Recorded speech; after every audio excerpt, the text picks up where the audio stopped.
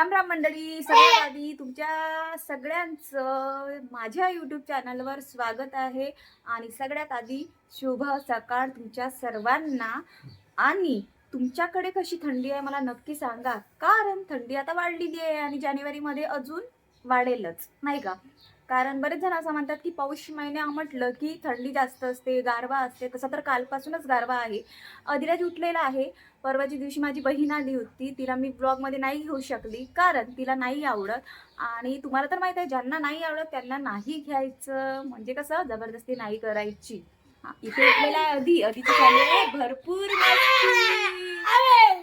अदू, अधिराज, मी blanket चादर सगळ्या घड्या करून ठेवल्या होत्या बरं, पण त्याची झोप झालेली नाहीये ना, तर त्याच्यामुळे तो चिडचिड करत होता.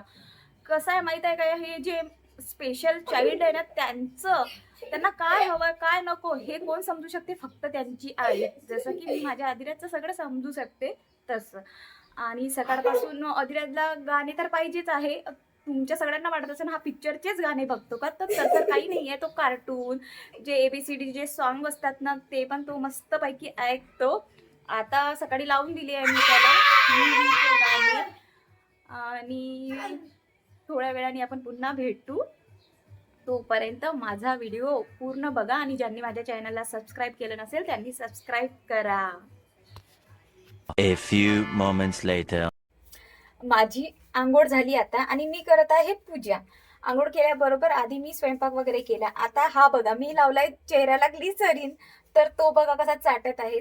त्याला गोड गोड वाटत आहे ना. अधिराज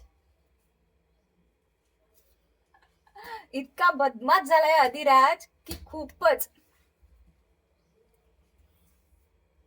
अधिराज 1:30 वाजलाय. आज अधिराजचं जेवण अजून व्हायचं आहे, कारण त्याला लागते जेवण करण्यासाठी वेळ. त्याच्यामुळे मी आधी पूजा वगैरे करेल आणि मग त्याला चालून देईल. त्याची बहीण त्याला का करतो मग, त्रास देता अधिराजला?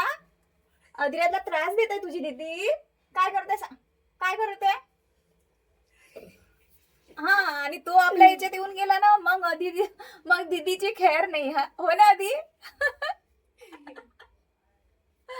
हा, तो आपल्या याच्यावर आला. कशावर? नको ग, नको मारू गुंजन. गुंजन दीदी आता स्कूल मधून आलेली आहे आणि म्हणून तिची चालू आहे मस्ती अधिराज सोबत. अधिराज, इथे मी पावभाजीची तयारी करत आहे. आलू छिललेले आहे. आता गोबी वगैरे पण मी निवडली, गरम पाण्यामध्ये टाकली होती गोबी, छान बघून वगैरे घेतली आहे. भरपूर टमाटर टाकेल आणि कुकर मध्ये मी लावेल. अधिराज तुम्हाला दाखवते काय करत आहे. अधिराजची चिडचिड चालू आहे, त्याच्यामुळे मी तुम्हाला पावभाजी करताना नाही दाखवू शकत. तर इथे मी पावभाजीची तयारी करत आहे. छान आलू पण शिलून घेतले आहे, हे बघा दिसेल तुम्हाला. आणि जी फुलगोबी आहे ती मी छान धुवून घेतलेली आहे, कारण ती कशी एकदम बघून घ्यावं लागते. आणि आता कुकरमध्ये मी टमाटर, आलू, शिमला मिरची आणि गोबी वगैरे टाकेल. आणि पावभाजी करताना मी व्हिडिओ नाही बनवू शकत, कारण हे बघा तुम्हाला अधिराज दाखवते. काय झालं? काय झालं?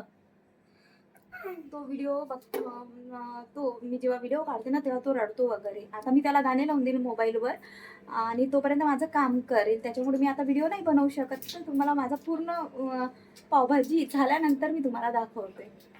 इथे आपली पावभाजी रेडी आहे मित्रांनो. हे बघा पाव आणि भाजी. आता ही पावभाजी मी मस्तपैकी टेस्ट करते कशी झाली आहे. तर आधी तर मी अधिराजला चालून दिलेला आहे, त्याला आवडली, त्याने खाल्ली असेल. तो चिडचिड पण करत आहे, तुम्हाला आवाज येत असेल.